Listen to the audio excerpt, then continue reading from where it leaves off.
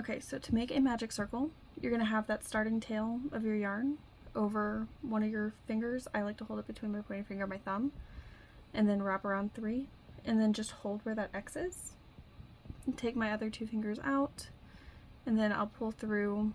Sometimes I do it with hook, sometimes I just, actually it's easier with hook, but there are certain days where I just don't feel like dealing with it, so I just do it with my fingers. I pull up 1, I let go, get my yarn the way I like it in my hands, and then I just chain 1, 2, because I like having that one solid chain, simply because of the fact that I hate this twisting.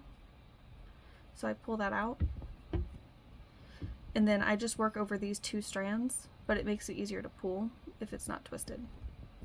So I would just simply hold this down and just single crochet as many as I need with the magic circles.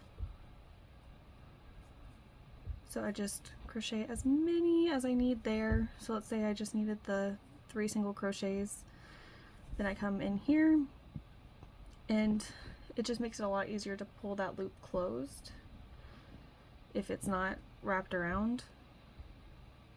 And then you just keep working in the round like you normally would.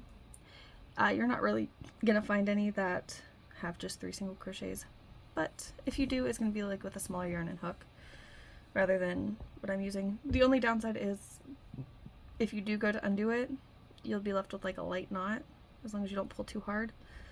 So you just pull that undone, just like that, and then you're left with just your normal piece of yarn.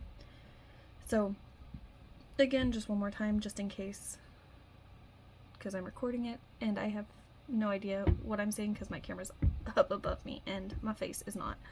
So you just hold that tail. I wrap around 3 fingers, sometimes I do 2, but typically when I was learning I would just do 3. You come in, you can either take your fingers out, you can leave them in, and then once you have that initial loop pulled through, you can just gently hold it, reposition your fingers however you need to, and just hold, and then just do 2 chains, so that when you do take your fingers out, you untwist it, and then make sure your tail stays pointing towards your left hand, or if you crochet with your left hand, pointing towards your right, and then you just do your single crochets. Make sure it's over both, because when you pull it tight, you're gonna want it over both. And so if you find you're running out of tail room between your single crochets and the end of the tail, pull it a little bit tighter. That extends your tail.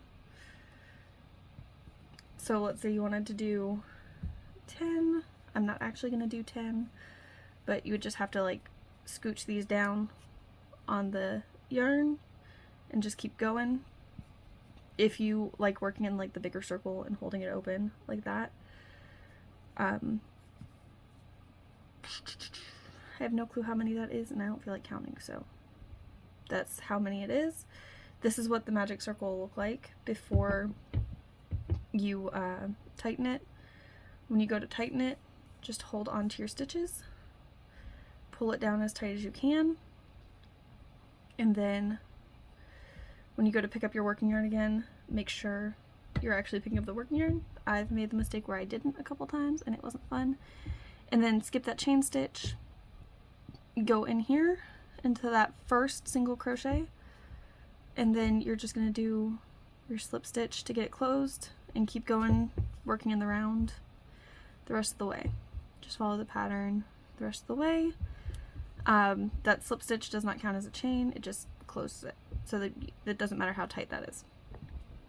And so that is how you do the magic circle. To finish it, honestly, just weave it through. Hold up, I'm gonna grab my needle.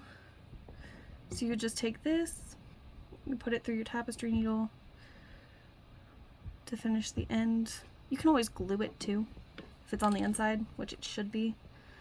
But to finish it, honestly, just go through that center a couple times, take your needle, stab it, just go through the center, try not to go on the outside, It doesn't matter if you split the yarns in the magic circle or not. And if it does come loose while you're pulling it through, just do that. I personally like to, oh, sorry, that went off camera. I personally like to leave that little tail like that, so you just work through there, and then I typically come around the back and just pull that tight, and then that's pretty secure because it's going to be on the inside. But if somebody did want to pull that hole open, they can't if it goes through itself, unless they are working from the inside. So that is how you do a magic circle. And if you wanted to undo it, because you were doing like a sample piece or a test, then pretty self-explanatory for that. You frog it, and just be really careful when you get to that end, because you will be left with a knot because it does a little pretzel thing. So just pull out the knot before it gets too tight, and you're back to your normal string. But that's how you do a magic circle. It's just, and if you really want to just start practicing, you can do your entire hand if you really want. And then pull through a loop, chain 1, chain 2, and like this is super exaggerated, but you undo that loop and it does fall, that first chain falls out, that's why you do 2. But then this is left super free to move. And that is how you do that.